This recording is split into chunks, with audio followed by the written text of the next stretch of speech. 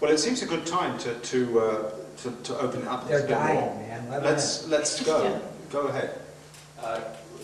With the commodity thing, is because you said that more artists can make art can be made better. Sometimes it's not tied to commodity, sometimes it's more freedom, so that they can push it further. Is that because they both making capitalism and making art serves the same ends, like a spiritual end to feed the soul? Which I have a whole lot, I would say, and I mess it all up, so I'm not gonna. Mess it up. Yeah.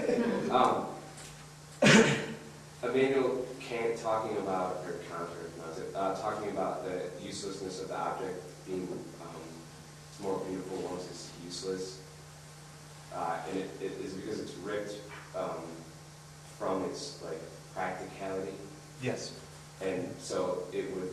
A It's vase. more beautiful because it's ripped from its everyday. Just as art can be seen more beautiful because it rips from the everyday. So it's hinting at more that it's to satisfy the spirit, the spiritual ends. Does this make any sense? I spiritual ends if you want, but I also the fact that if you take a vase, it's got a role, it's got a function. You put flowers in it. But if you take a piece of sculpture, as long as you can't put flowers in it, then it's more. It doesn't really have a function other than to be art. Hallie Andreas puts it in a good, nice, concise way. She says, "Why ruin a vase by putting flowers in it?" That's a good point. Well, and let's unpack. But if you look at a vase in the desert, then how does that operate? Or in a box. Where there are no flowers.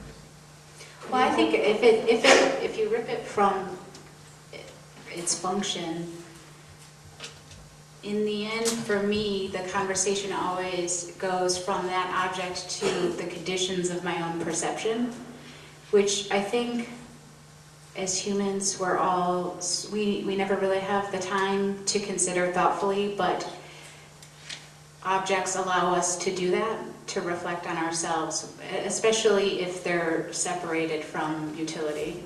Yeah, like if they create the wall of visual creates something you can't penetrate behind, so the art rips it away from this wall of visuals, then you can penetrate more of what's behind it, which is the spirit or the self or the feeling, so it becomes more beautiful.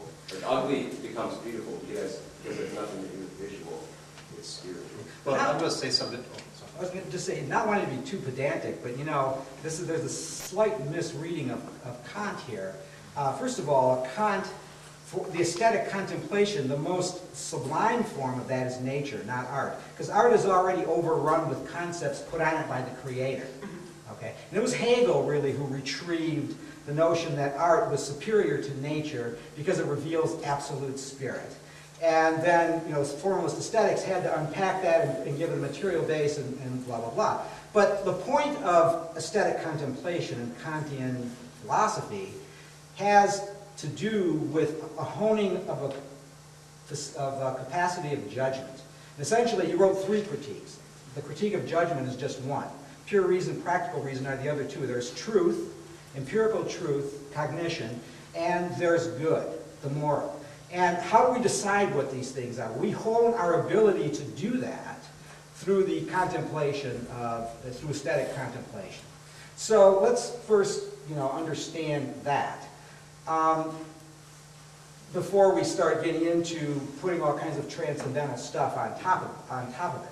And again, recognizing that even for Kant, it was not art, but it was nature. The beautiful rose, not the beautiful vase. And understanding the purposeless purpose, you could then, if you want to trace that history out, you'll have to look at it from a sociological perspective, because within that is a certain kind of freedom from need. Right? The fact that you can have the opportunity to develop that kind of taste, to develop those kinds of capacities, means a certain kind of freedom from having to basically, get out there and sell your ass to cash a check.